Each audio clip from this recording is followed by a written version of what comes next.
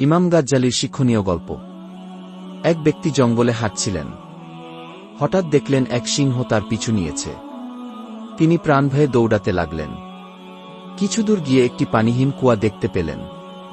তিনি চোখ বন্ধ করে ঝাঁপ দিলেন। পড়তে পড়তে তিনি একটি ঝুলন্ত দড়ি দেখে তা খপ করে ধরে ফেললেন এবং ওই অবস্থায় ঝুলে রইলেন। উপরে চেয়ে দেখলেন কুয়ার মুখে সিংহটি তাকে খাওয়ার অপেক্ষায় দাঁড়িয়ে আছে। নিচে চেয়ে দেখলেন বিশাল এক সাপ তার নিচে নামার অপেক্ষায় চেয়ে আছে। বিপদের উপর আরও বিপদ হিসেবে দেখতে পেলেন একটি সাদা আর একটি কালো ইঁদুর তার দড়িটি কামড়ে ছিঁড়ে ফেলতে চাইছে।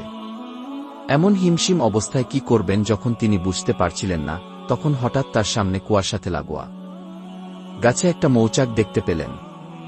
তিনি কি মনে করে সেই মৌচাকের মধুতে আঙ্গুল ডুবিয়ে তা চেটে দেখলেন। সেই মধুর মিষ্টতা এতই বেশি ছিল যে তিনি কিছু মুহূর্তের জন্য উপরের গর্জনরত সিংহ, নিচের হা করে থাকা সাপ আর দড়ি কাটা ইঁদুরদের কথা ভুলে গেলেন। ফলে তার বিপদ অবিসম্ভাবী হয়ে দাঁড়াল।